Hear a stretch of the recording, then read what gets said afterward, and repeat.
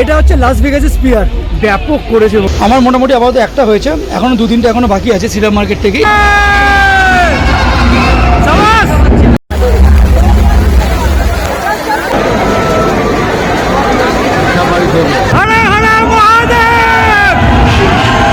আমরা একদম ঘরের কাছে এসে আমাদের ফিরে যেতে হচ্ছে, আজকে এখানে ওপেনিং না।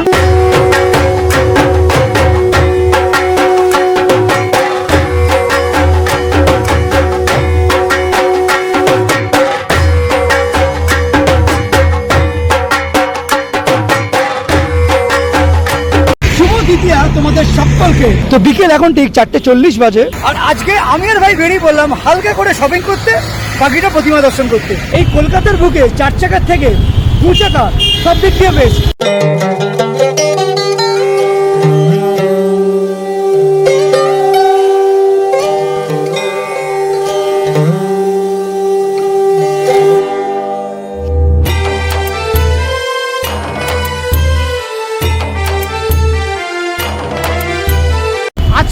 ট্রিমেন্ডাস জাম আমাদের কলকাতা শহরে, আজকে বেশ ভালো ভিড় আছে নিউ মার্কেটে।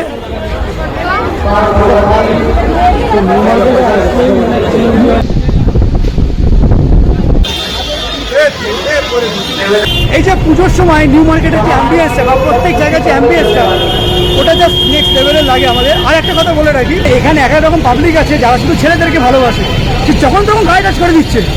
আর কি করবো, আর কি করবো। তো আমরা এখন এই মুহূর্তে গ্র্যান্ডের নিচে আছি, এখানে হচ্ছে মেন পুরো জামা কাপড়ের মার্কেটটা।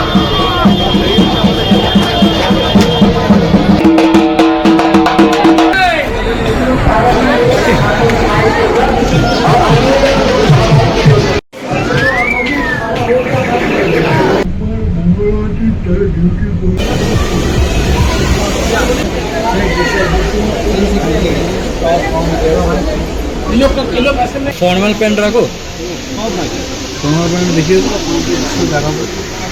এটা 1895, আর এটা 1455। আমার মোটামুটি আপাতত একটা হয়েছে, এখনো 2-3টা এখনো বাকি আছে সিরাপ মার্কেট থেকে। এখানে অ্যাকচুয়ালি পুজোর জামা কাপড় আমি সবসময় এখান থেকে নেওয়া প্রেফার করি। এখান থেকে নেওয়ার কারণ হচ্ছে একটাই, এদের কালেকশনগুলো একটা পিস করে থাকে, মাল্টিপল কালেকশন। হ্যাঁ, এখনই প্রায় সন্ধ্যে 7:30-8 বেজে গেছে। আমরা জাস্ট চাটা খেয়ে এবার ডাইরেক্ট চলে যাবো একদম আমাদের সন্তোষ মিত্র স্কোয়ারে ঠাকুরটা দেখতে।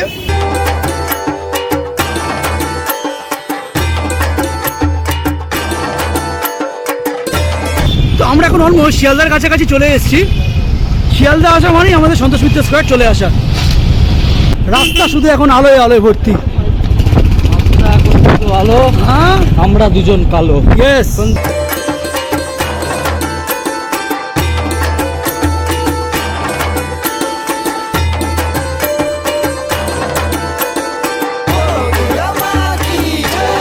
নর্থের অলিগলি কিন্তু দারুণ লাগে। সন্তোষ মিত্র স্কোয়ারের পার্কটা এই হচ্ছে, এখানে নর্থের বাড়ি সব লাইটিংগুলো। 2024-এর আমরা 2য় নম্বর আজকে ঠাকুর দেখা শুরু করছি। গতকাল দেখেছিলাম শ্রীভূমি, আর আজকে সন্তোষ মিত্র স্কোয়ার। সন্তোষ মিত্র স্কোয়ার যতবারই এসেছি আমি ভাইয়ের প্রিয়াম, সেটা মাঝরাত্রি।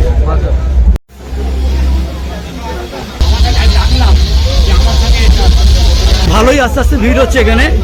এটা হচ্ছে লাস ভেগাসের স্পিয়ার, ব্যাপক করেছে বস। যারা মণ্ডপ দেখতে আসছো তারা কিন্তু এখন মেলায় এখন এনজয় করতে পারবে, সমস্ত কিছু খুলে গেছে, রাইট ফাইট। আচ্ছা, সন্তোষ মিত্র স্কোয়ারের লাইনটা দেখে তোমরা বুঝতেই পারছো এখন। হ্যাঁ, কপাল কপাল। এখন বেশ ভালোই বৃষ্টি শুরু হয়ে গেছে এখানে।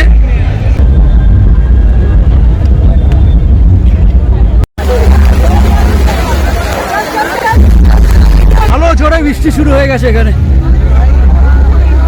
তো আমরা এখন মণ্ডপের ভিতরে আছি। এই জায়গাটা পুরো 11D শো চলছে এখন।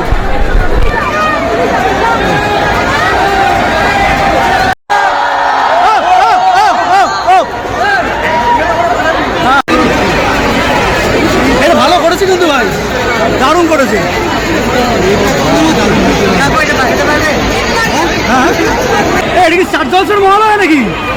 সানে সানে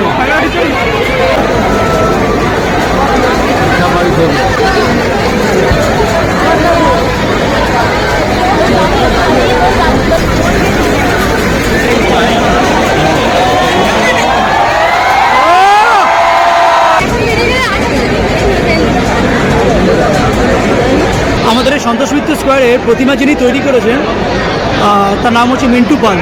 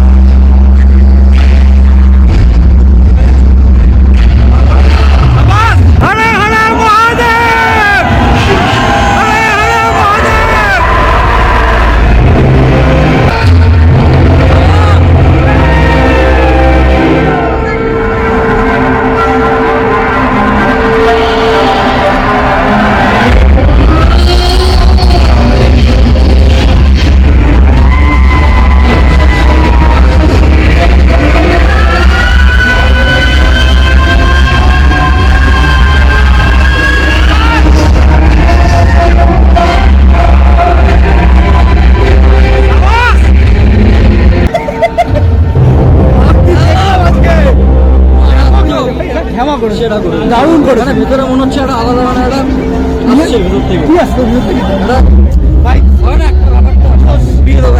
আমরা ওখান থেকে বেরিয়ে যাবো। এখন লোকের লাইন কিভাবে?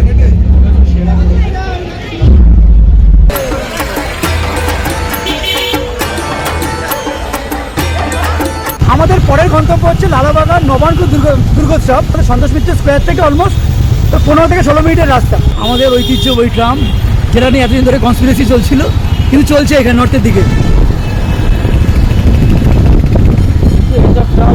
এই মেঘেলা দিনে একলা ঘরে থাকে না তো মন, কাছে যাবো কবে পাবো ওগো তোমার নিমন্ত্রণ। না না না না না না না না, কি সুন্দর বৃষ্টি পড়ছে আর মেঘে ডাকছে আমার।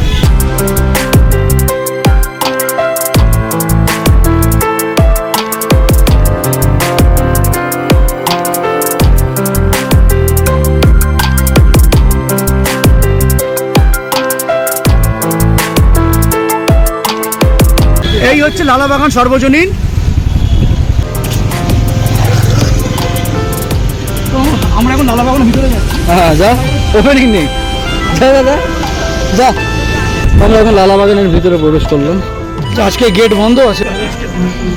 ওপেনিং কবে হবে এটা? 6 তারিখে ওপেনিং। আমরা একদম ঘরের কাছে এসে আমাদের ফিরে যেতে হচ্ছে। আজকে এখানে ওপেনিং না, 6 তারিখে ওপেনিং, মানে হচ্ছে রোববার দিন। এই হচ্ছে ব্যাপার। লালাবাগানটা আজকে আর দেখা হচ্ছে না, মানে এটা মেনলি না পুরো মণ্ডপ থেকে শুরু করে ঠাকুরের মূর্তি পর্যন্ত প্রত্যেকটা ছোট ছোট যে চারা গাছগুলো হয় সেই দিয়ে তৈরি করা হয়েছে। এটা দেখাতে পারলাম না।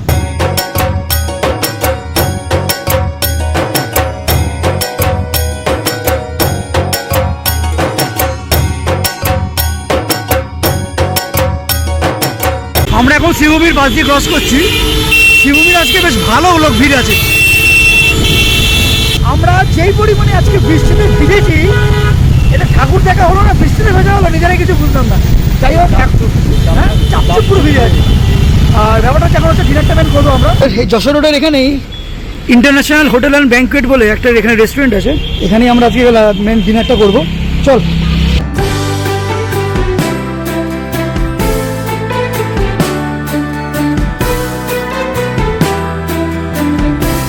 তো রাত্রির এখন প্রায় 11:06 বাজে। রেস্টুরেন্টে এসছি, মানে যেভাবে ভিজে গেছি, মানে আর কোথাও ঘুরতে আর কোথাও ইচ্ছে করছিল না। ডাইরেক্ট এসছি আর জোর কথা তুমি খিদে পেয়েছি। আগের দিন আমরা বিরিয়ানি অর্ডার দিয়েছিলাম আউট থেকে, আজকে আমরা চাইনিজ অর্ডার দেবো। আচ্ছা, এখানকার মেনু বুকটি আমি দেখি। মানে স্যুপ থেকে শুরু করে স্টার্টার্সে ননভেজ, মাটন এখানে আইটেম আছে, এখানে মাটন, এখানে চিকেনের কিছু কিছু আইটেম আছে। এখানে চিকেন বিরিয়ানি 220, মাটন বিরিয়ানি 250, স্পেশালও আছে এখানে। আর এদিকে আমরা যেটা নিয়েছি আজকে, এখানে এগ ফ্রাইড রাইস নিয়েছি 180 টাকা। আর তার সাথে আমরা নিয়েছি যেটা সেটা হচ্ছে হট গার্লিক চিকেন 240 টাকা। পুরো ভিজে নিয়ে চাপ চুপ ভাই দেখা হয় পুরো।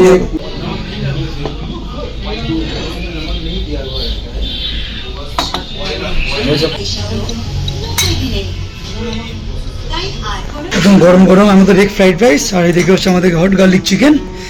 এই দিকে আজকে আমাদের রাত্রির ডিনারটা। এখানে 8টা হট গার্লিক চিকেন আছে।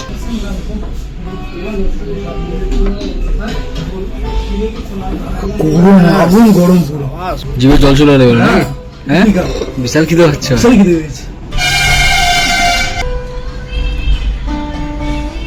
দারুণ টেস্ট করেছে। হট গার্লিকটা মারাত্মক করেছে।